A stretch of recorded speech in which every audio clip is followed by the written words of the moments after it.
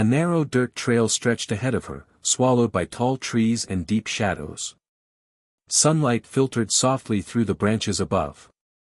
The image looked peaceful, ordinary. She sent the picture with just 3 words. Almost at the top. That message was sent at 2:17 in the afternoon and she was never seen again. No body was ever found. No screams were heard. No final goodbye was ever spoken, only a forest that refuses to give answers. Her name was Emily Carter. She was 24 years old. Quiet, kind, and known for her gentle spirit. She worked as a veterinary assistant in a small mountain town where everyone seemed to know everyone.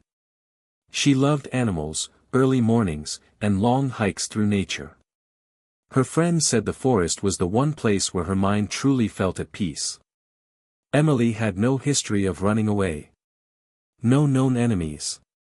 No signs of depression. She had plans for the future. A career she was building. A life she loved. On the morning of Saturday, June 14th, Emily told her roommate she was going on a short solo hike at Pine Ridge Forest. It was a trail she had walked many times before. Familiar. Comfortable.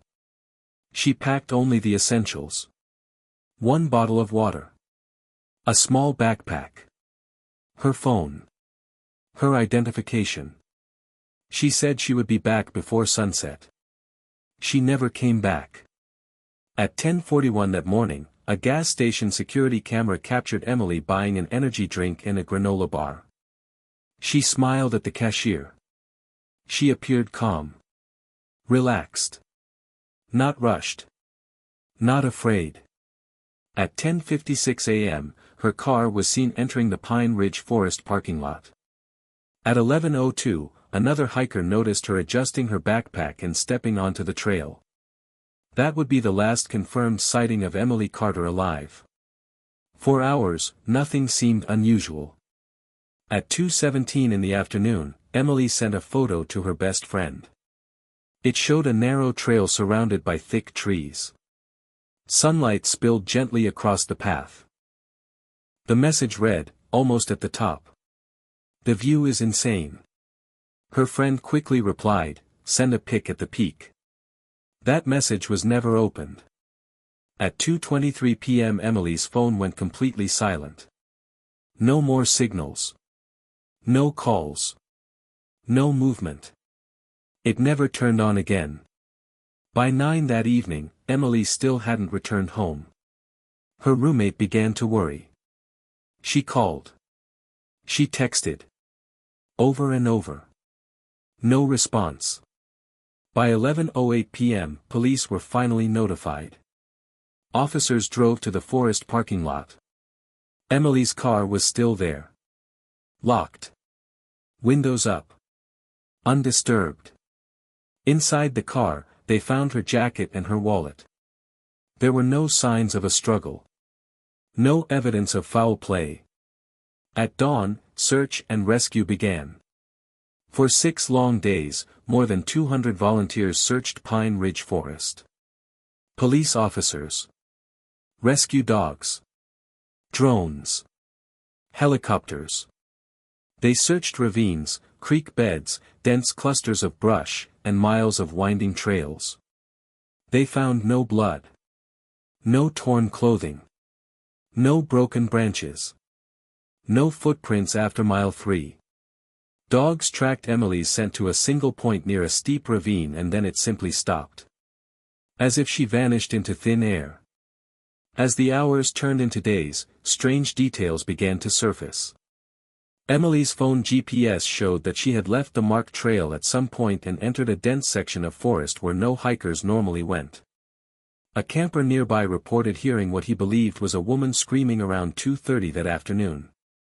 He assumed it was an animal attack. But investigators never found physical evidence to support that theory. Then came the most disturbing clue of all. 3 days after Emily vanished, her phone briefly connected to a cell tower more than 20 miles away. Only for a few seconds. Police were never able to explain how that was possible. After that moment silence returned. Investigators were left with several troubling theories. Perhaps Emily slipped and fell into the ravine. But no body was ever recovered. Perhaps an animal attacked her. But there was no blood. No remains. Perhaps she was abducted. Watched. Followed. Taken. But no witnesses ever came forward. Some quietly suggested that Emily may have chosen to disappear on her own.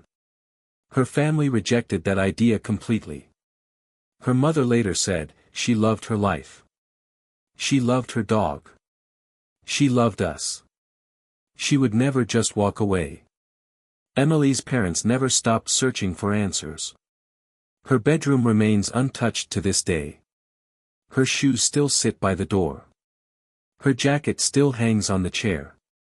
Every year on June 14th, they return to Pine Ridge Forest. They stand at the trail entrance where Emily was last seen, and they leave flowers. Her father once said, if she's out there somewhere, I just want her to know we never stopped looking.